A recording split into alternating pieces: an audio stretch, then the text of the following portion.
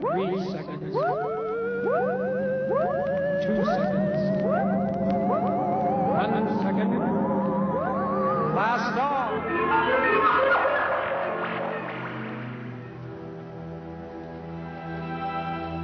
The age that we have just left, the 45 years since the end of the Second World War, was overshadowed by a strange partnership between science and fear. It began with a weapon created by scientists that threatened to destroy the world. But then a group of men who were convinced they could control the new danger began to gain influence in America. They would manipulate terror. To do so, they would use the methods of science. Out of this would come a new age, free from the chaos and uncertainties that had led to terrible wars in the past.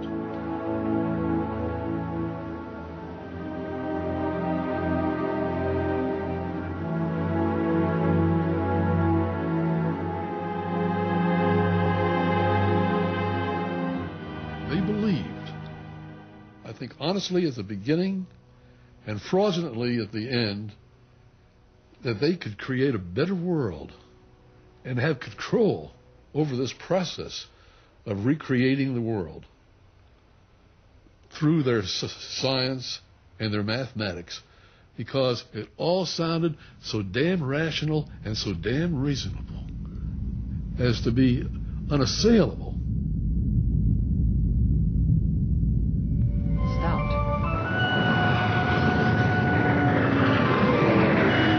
Their opportunity came on October the 4th, 1957, when the Soviet Union suddenly launched the first ever satellite, Sputnik. It was amazing to the American people that here was this spacecraft up in the sky, and suddenly the American people realized that the Soviet Union was not, as they were supposed to be, a backward power that was capable of providing us with caviar and ballet companies, but had no business being up in space. It was shocking to find out we'd been so wrong about them. It was shocking to discover that perhaps we had something to fear. 2 months later, the Russians struck again. Sputnik 2 carried into space a dog called Laika. Change to Laika. As the Soviet Union flaunted its success, American politicians panicked. If Russia wins dominance of this completely new area, well, I think the consequences are fairly plain. Probable Soviet world domination. A sense of vulnerability swept America, for Laika could just as easily have been a nuclear warhead. To the military, it was a nightmare. Russia was their enemy, yet they had no idea how to defend themselves against this new weapon that might descend suddenly from outer space.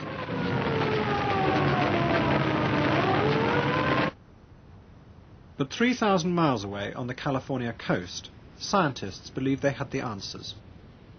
They worked at the RAND Corporation. RAND stood for Research and Development. It was the first scientific think tank. RAND was funded by the Air Force, but staffed by young academics who believed the scientific method could help bring the Cold War back under America's control. You're here at RAND in Santa Monica, California, on the Pacific Ocean, where groups of engineers, scientists, mathematicians, political scientists all came together to begin working on problems originally of national defense and national security. The principal issue they were dealing with was trying to understand the future of American security in the nuclear age. It involved questions of technology. What would technology offer? How could it be harnessed to serve America's security? Science of the rigorous mathematical sort. The techniques that they were developing were generally categorized as systems analytic techniques. And what this consisted of was getting an enormous mathematical model that could be calculated thanks to the advent of these high-speed computers. Next, we can store a program to compute the required factors.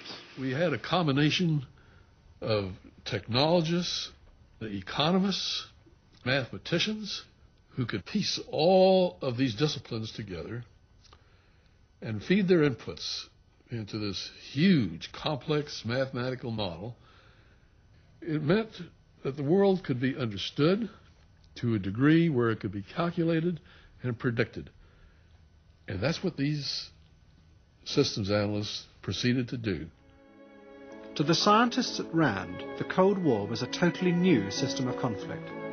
Past experience and politics were no help in predicting how the other side would behave. They turned instead to a method of predicting behaviour in uncertain situations, the theory of games. It had been developed by the famous mathematician John von Neumann, who had worked at RAND. In the 1920s in Berlin, he had watched poker games and seen how each player's strategy depended on what he thought the other side would rationally do. Von Neumann had shown how to give numerical values to the different choices and so decide on the best move. It was seen like a game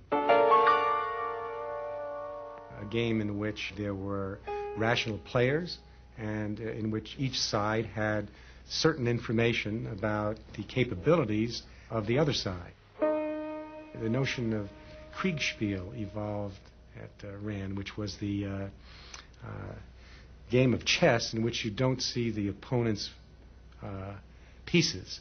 You have two chessboards, each complete, with a blind between them. And you have to presume from indirect information where the opponent's chess pieces are and then make the best judgment you can to get more information.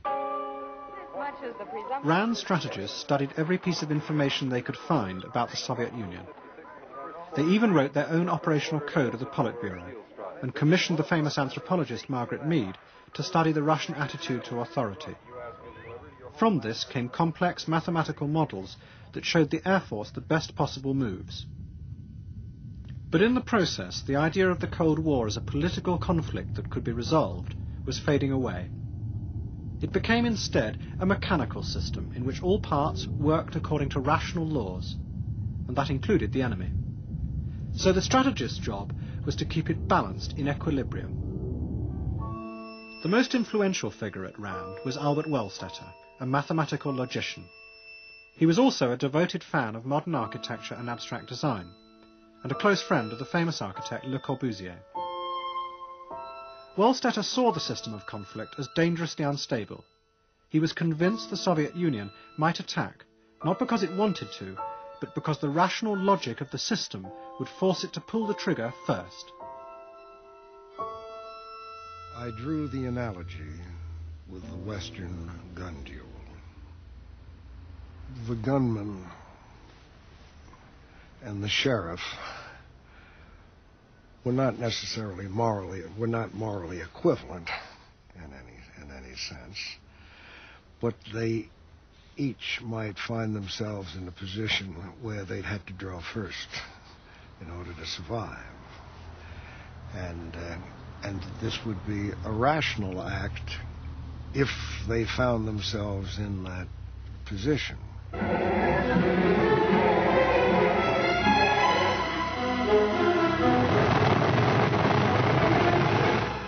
so I wanted to design the posture where it would never made sense for an adversary in his own terms to attack.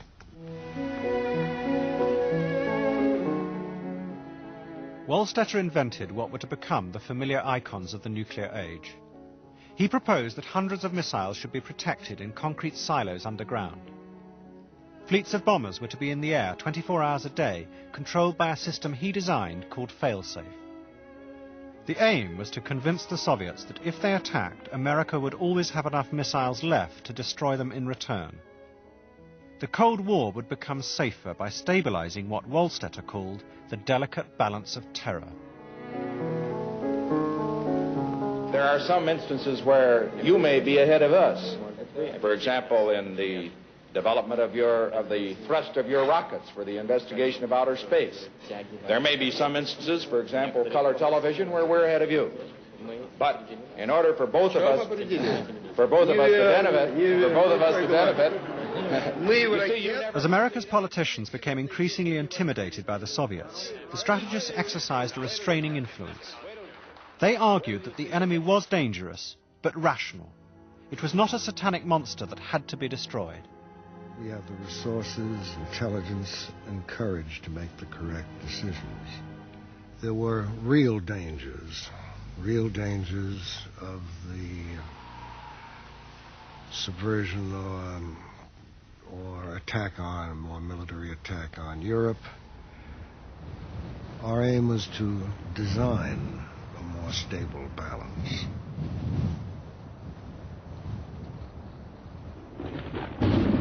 But the rise of the strategists was only part of the changes brought about by the Cold War.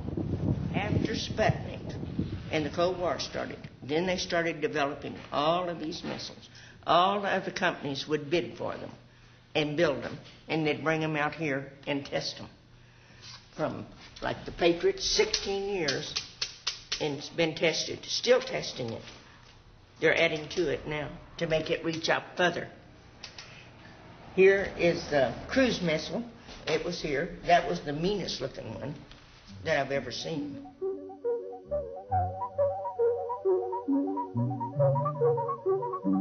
To see something like that was out of this world, was unreal. Liftoff. In 1961, the influence of the men from RAND increased dramatically.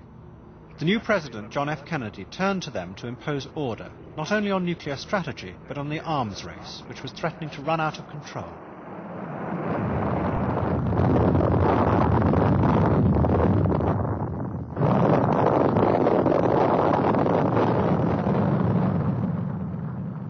Kennedy was convinced that the scientific method was the key to solving the problems of modern industrialized societies.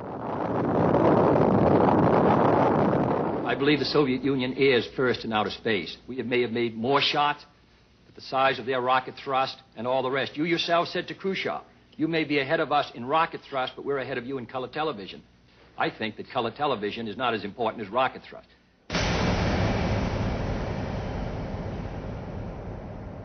Leading members of the RAND Corporation were asked to become the aides of the new Secretary of Defense, Robert McNamara.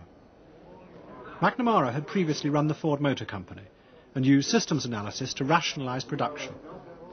Now he told the strategists to do the same with America's defense. They were no longer advisors to the military, they had become the masters. But they had hardly begun work when they received some astonishing news. A new reconnaissance satellite showed that far from having 600 missiles, as the Air Force had claimed, the Soviets had only 4. It was severely embarrassing for the strategists, because the Air Force figures had been the basis of much of their work. The Air Force intelligence inputs were mainly parochial, and they were designed to make out the enemy, principally the Soviets, at their very worst, because if they did that, the Air Force would get ever so many billions of dollars to build more airplanes, more missiles, more everything. And so these analysts were being misled from the very beginning. For years, the Air Force had been showing slides of Russian monasteries and war memorials, claiming they were missile silos in disguise. The awkward question now was whether RAND studies were equally fictitious. But the strategists were undeterred. The Russians had fewer missiles, and the satellite showed where they were. So it would be possible, if a nuclear war happened, to mount selective strikes, and thus control and even win the conflict. This was combating the notion that there was only one big spasm kind of war, and once things started, all you did was shut your eyes, close your ears, fire everything. I was once doing a study in the Pentagon with the people who were responsible for gathering all the data about nuclear detonations anywhere on the continent. And I asked the question, how do you tell when the war is over? And it looked as if the question had never occurred to them before. And I thought, well, this is important, that somebody must be attending to how the war will be ended, as well as simply to how to start it efficiently. Under the strategists' new plans, Soviet military targets would be annihilated first.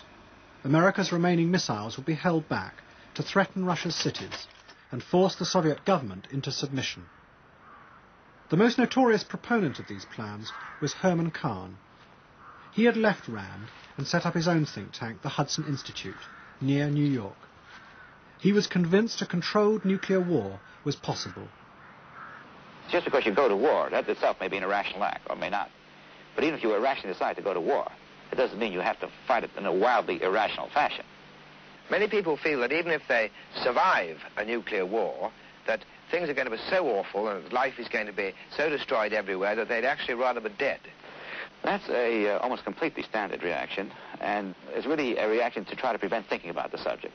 And I make a comment which always gets me in a great deal of criticism. Let me make it anyway.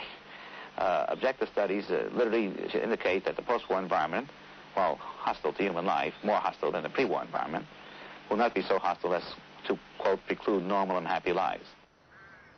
The Institute is now deserted, but in the early 60s it was full of men and women working out what to do if the worst happened. Cities on both sides were given precise values. Then scenarios were constructed, like equations, showing what to do in any eventuality. There's an accident. We drop a bomb on Kiev. It was a fluke. We didn't mean to. The Russians believe we didn't mean to. Then there's a negotiation about where can we drop a bomb on something that's of equal value of Kiev. If we drop the bomb, we can stop now. You know, if we destroy something equal, you've got a sort of a But status if you quo. escalate, if you go from our equivalent of Kiev to New York, our equivalent of Moscow, it's a very big escalation. In a controlled nuclear war, populations of cities would become like pawns in a game of bargaining with nuclear weapons. So the strategists persuaded America's leaders to take civil defense seriously.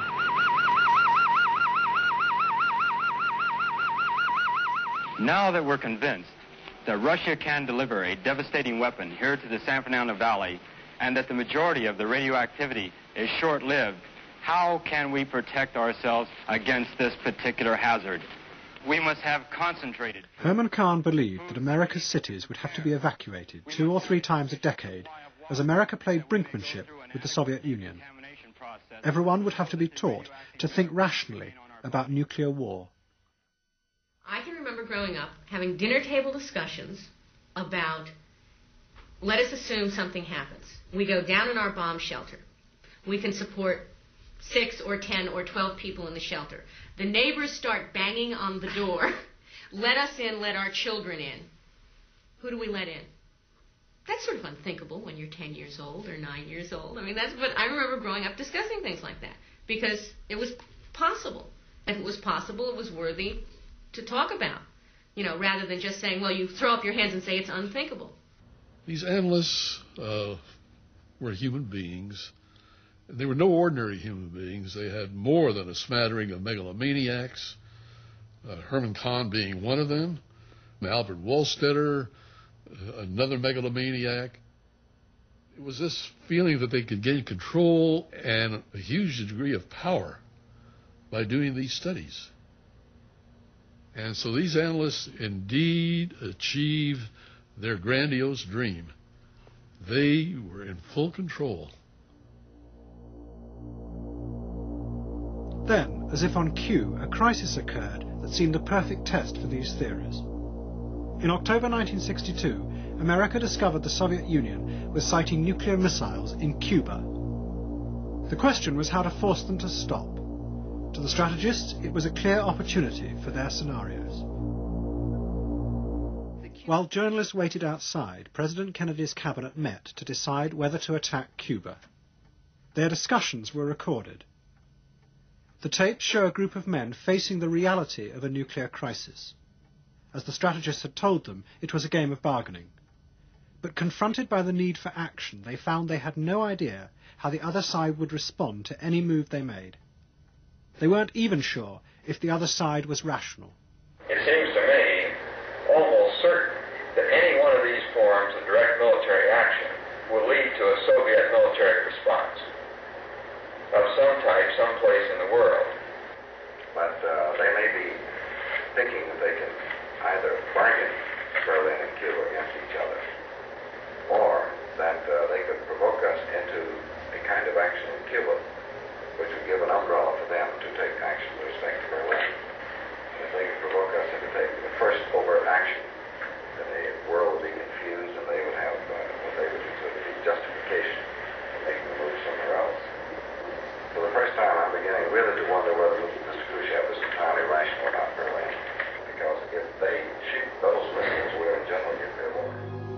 As the crisis escalated, the prospect of nuclear war became very real. If it happened, the strategists' elaborate plans were supposed to offer the president ways to control it. But I must say I was scared to death that we were going to get ourselves in a nuclear exchange. And I wasn't sure until the final culmination of the thing that we were going to escape that. I think we took a hell of a chance myself. If that nuclear exchange had happened, do you think it could have been controlled in the way the strategists argued? No, I think we had testimony from these characters by day and night on how do you contain a nuclear exchange. I never believed any of it. Half or three-quarters of Los Angeles has been destroyed. Well, how are you going to continue to live? Well, the first thing we have to recognize is that if half of Los Angeles is destroyed, maybe 80-90% of the people will be dead, and there will be fewer mouths to feed, and those of us who will survive will have more water and food to divide up. Well, isn't this a very good argument from a purely selfish point of view of not wanting many people to make shelters? This is true, but on the other hand, those of us who have been building shelters, we believe for the most part that if we as citizens do something to demonstrate that we are prepared to withstand an attack, the Russians or whoever it is will be less likely to launch an attack against us. In the end, President Kennedy ignored any idea of controlled war. Instead, he told the Russians that if they launched just one missile from Cuba, he would retaliate with America's entire arsenal. To the strategists, this threat was irrational and humiliating. My only recollection is of one of disappointment. I mean, President Kennedy indicated that the United States had the capability to engage in massive retaliation, which led several of us to wonder why he had used this particular language and why he hadn't gone to what at least we thought of as the more powerful and rational approach to deterrence. It seemed to me that it would be utter folly for us to go in what one of my colleagues, Herman Kahn, called a wargasm and try and destroy everything we could, because in effect that would sign the death warrant of the United States. The Russians backed down, and America celebrated. But Cuba had shown, like a flash of lightning on a dark night, how the Cold War really worked, through fear, not reason. Robert McNamara began to back away from the elaborate plans for controlling nuclear war. Yet the strategists remained influential. Politicians found their rational approach irresistible. I think the Americans have made a kind of theology about using scientific means to solve political problems. The belief that this is a kind of substitute for religion, that you turn to these mysterious forces which we're now begun to harness for the first time, and we can use them, and therefore we become a master of everything, and we don't have to worry about other things. Society is a place where every child can find knowledge to enrich his mind and to enlarge his talent. It is a place where leisure is a welcome chance to build and reflect, not a feared cause of boredom and restlessness. It is a place where the city of man serves not only the needs of the body and the In 1964, President Johnson promised a new approach to government, which would solve deep-rooted social problems, such as poverty. Its architects were to be the systems analysts from RAND. President Johnson had a vision of a society which would be glorious. And he saw in the analytical strength, the rationality that was being applied in some of the military problems, an aid, a force that could be applied also in the civilian areas. And so we were apostles. We were apostles of rationality. We were to go out and apply those techniques and methods of thinking to civilian problems, to bring to bear systematic, rational thinking to them. And we believe that they were solvable problems. They were not insoluble. On the President's orders, many of the men who had gone from RAM to the Pentagon now moved on into other areas of government. They had become all-powerful courtiers in an age of reason. Their methods were being used to build a better world in America. As their power increased, so did their ambitions. Their techniques, they said, could even predict the future. Control, 20% probability. 01, yes, here's the unlikely event that became true, and I just go on through the others the same way. This is not a crap game. It's a serious game. Rolling the dice is Dr. Olaf Helmer of the RAND Corporation. He is conducting a simulation exercise. A panel of experts has studied a list of possible 21st century developments, from personality-controlled drugs to household robots. They have estimated the numerical probability of each. The current fascination of a new intellectual breed, the futurists. So we wind up with a world which has the following features. We have fertility control, 100-year lifespan, controlled thermonuclear power, continued automation, genetic control, man-machine symbiosis, household robots, wideband communications, opinion control, and continued urbanization. I would guess in 100 and certainly less than 200 years, if things go at all well, 90-95% of the world's people will be living at higher than current American standards of living. You know, men will go from everywhere poor, everywhere in danger of hunger, starvation, to a life in which the technology largely insulates you from nature. But at the very moment when the men from RAND were promising America a utopia, their whole approach was about to meet its nemesis.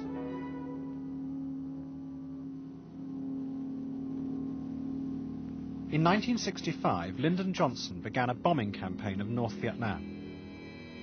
The targets were chosen for their psychological value, pawns in a game of persuading the communists to withdraw from the South. It was inspired by the work of RAND's leading exponent of game theory, Thomas Schelling.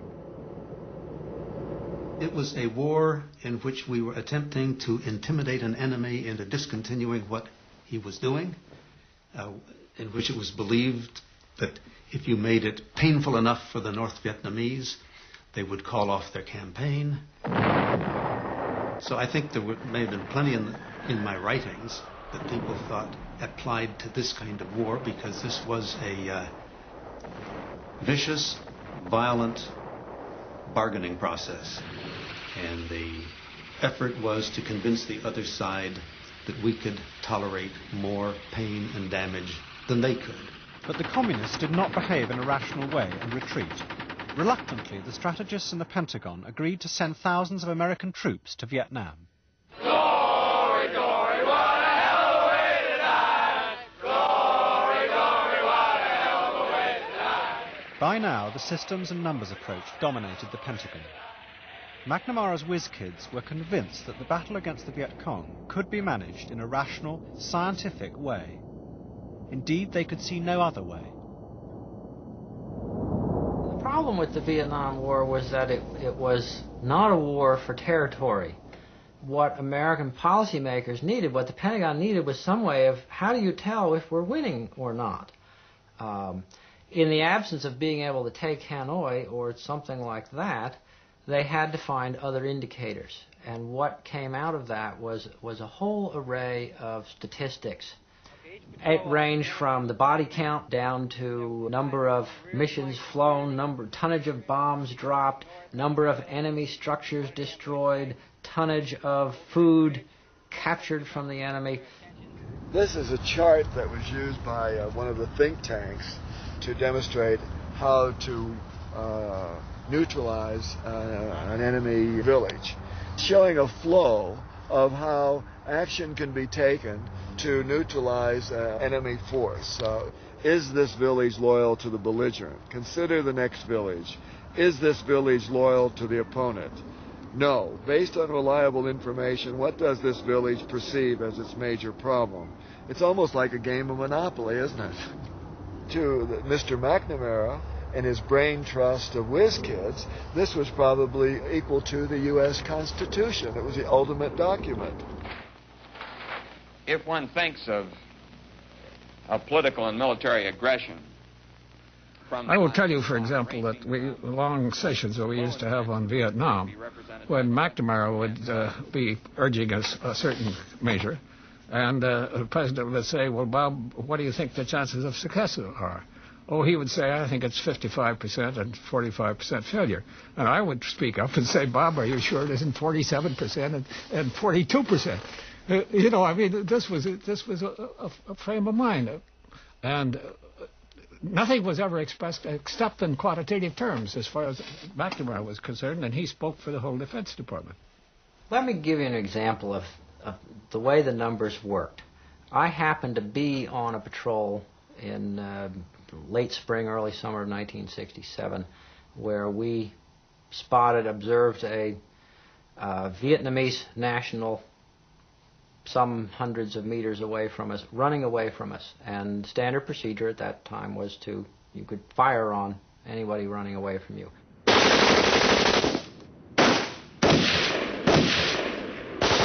When we got to the body, we discovered that it was an unarmed older woman, 55, 60 years old. And in the intelligence summary that I prepared the next day, I put in exactly what happened. By the time that report reached the division level, that dead woman had become an ageless, genderless Viet Cong with a Chinese Communist grenade.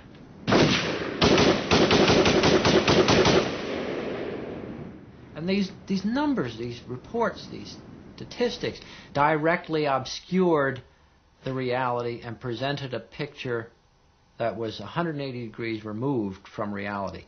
And yet when you take all those numbers and dump them in the Pentagon, those guys sit there and they count up the numbers and they can go, we're winning. In 1967, Robert McNamara resigned in failure. Before he went, he made a speech in Montreal. He ended it by asking, who is man? Is he a rational animal? If he is, then the goals can be achieved. But if he isn't, then there is little point in making the effort.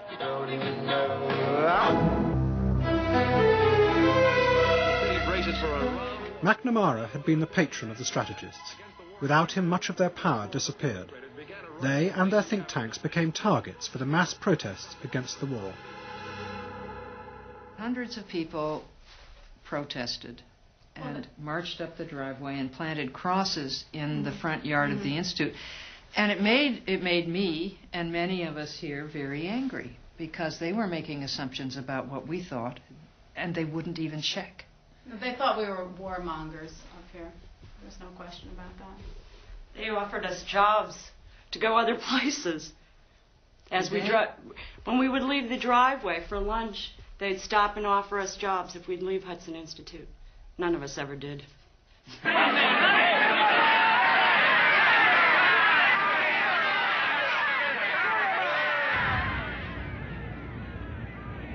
America's politicians had originally been attracted to the strategists because they promised a rational, controllable world.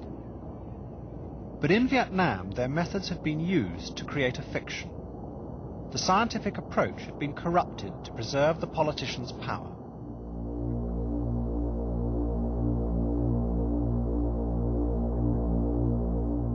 When we started all this systems analysis business, all these many, many years ago, we stepped through the looking glass, where people did the weirdest things, had the most perverse kind of logic imaginable, and yet claimed, to have the most precise understanding of everything, and would give these perversely, superbly rational, logical explanations as to why they were doing all of these perverse and irrational things. That was a world that's always existed. It's always been a perverse, irrational world. That was the world that these systems analysts stepped into. That's the mirror. They should have stayed on the right side.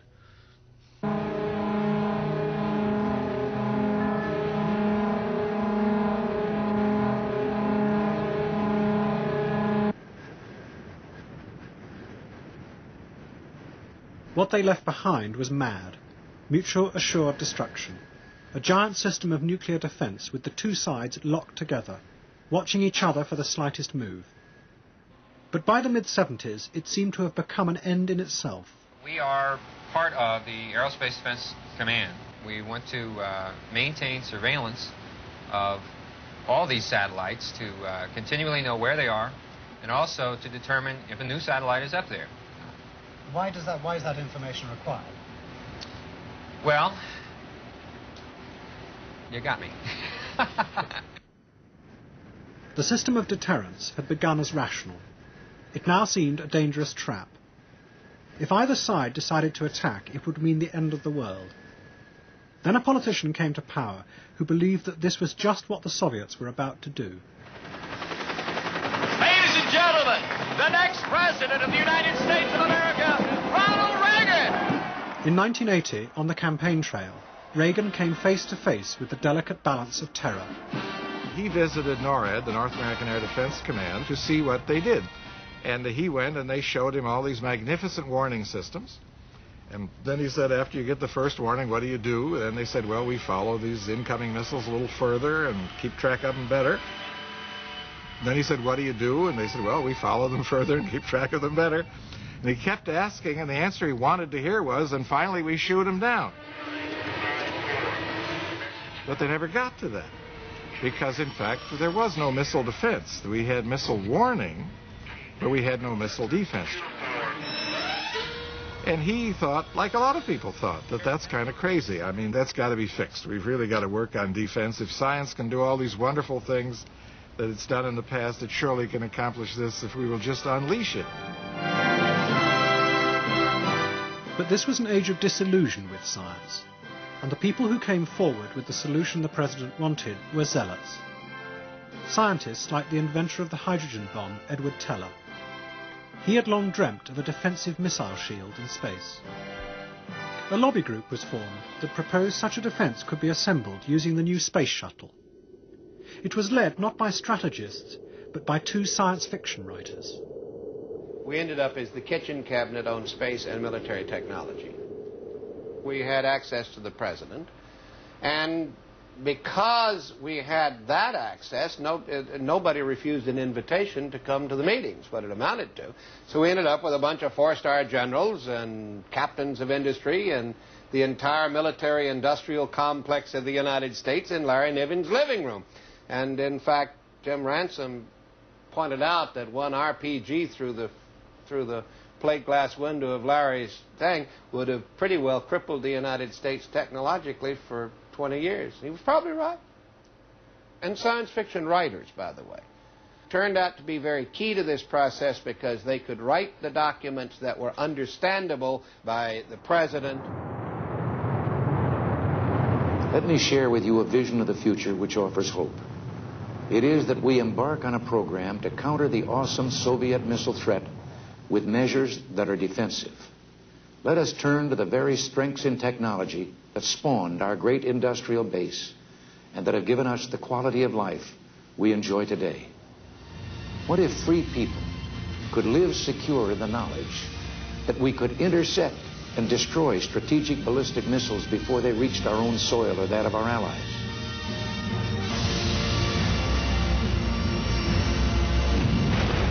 My fellow Americans, I ask for your prayers. Many of Reagan's cabinet, including his Secretary of State, had had no advance warning of this proposal.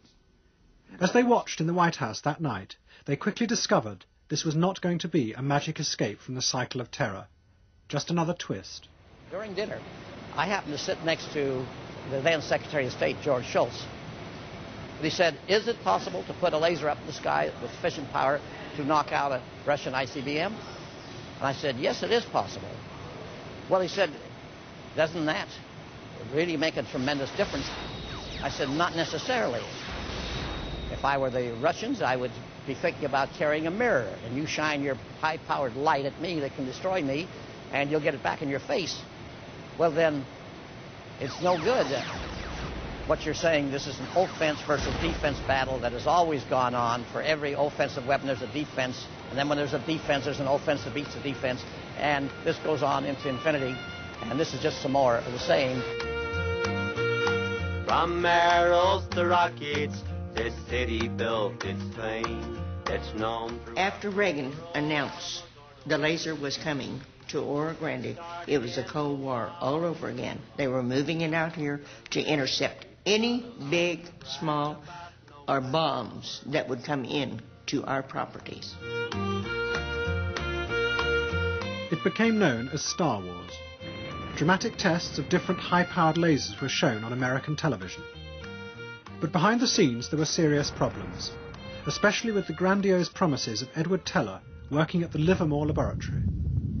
There were a small number of X-ray laser tests done underground in Nevada, but these tests were failures as weapons. There's no way could this thing have been made into a weapon for use in space. In that sense, they were failures. Yet, in spite of this, Edward Teller wrote glowing letters to high government officials under President Reagan. This X-ray laser is a remarkable invention. And I am not allowed to tell you more. I wish I would be allowed, and I think I should be allowed to tell you more, because the Soviets know about it anyway, in detail. Teller wrote, for instance, a single X-ray laser module the size of an executive desk, which applied this technology, could potentially shoot down the entire Soviet land-based missile force if it were to be launched into the module's field of view. Now, this kind of statement is absolute blithering nonsense. It is science fiction. It's fantasy. I also think it's dishonest. It was a corruption of science technology to promote a fantastic idea that could not ever work. But to those who had first persuaded the president, such problems were irrelevant.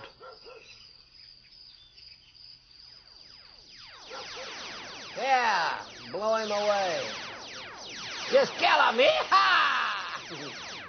As it became apparent that the Soviet Union was close to collapse, they claimed that all along the idea had really been to bankrupt the evil empire. I love these little machines. Got it! Son of a gun. It worked. Mm-hmm. You know, we were putting together we used all the rational analysis we could to put together a strategy to bring down the evil empire. And we did it. It happened. 5, 4, 3, 2, 1. We literally took a set of scientific concepts, turned them into a policy, got it adopted, and used it to bring about, in my judgment, one of the key events of the 20th century. Science did that. It brought down the evil empire. Challenger now heading down range. There were many reasons why the Soviet Union finally collapsed, but few people would count Star Wars among them. For 40 years, the world had been frozen by the two superpowers locked in conflict. The men from RAND had seen this as a system simple enough to control with the methods of science.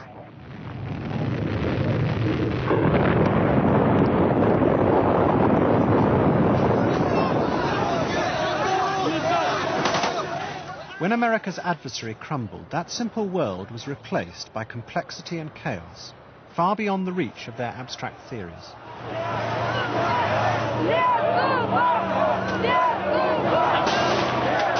We here at RAND believe that the last 40 years, the period from the end of World War II until 1989, was really a very unique period in history.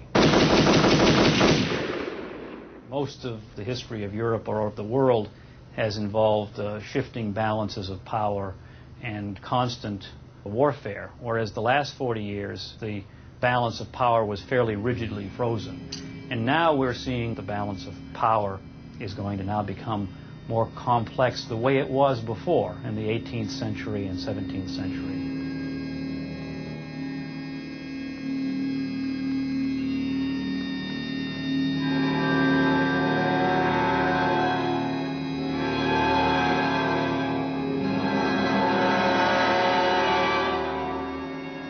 Suddenly the Soviet Empire collapsed. What had kept me going through all these many, many years of professional activity disappeared. There was no enemy. We've returned to what we never left. Human normalcy. And we're going to be in for more surprises. I don't know what. We're going to be in for more wars. Of what kind? Of what magnitude? I don't know. The strategists were part of an age that believed political problems could be solved by the application of knowledge. Their success in preventing Armageddon seemed proof that it worked. But they were lucky enough to inhabit a world that was simple, frozen by the deadlock between the superpowers. That odd moment in history is over, and with it has gone the optimistic faith that the world was being changed for the better. We are about to take off on the highway of tomorrow. Stand by.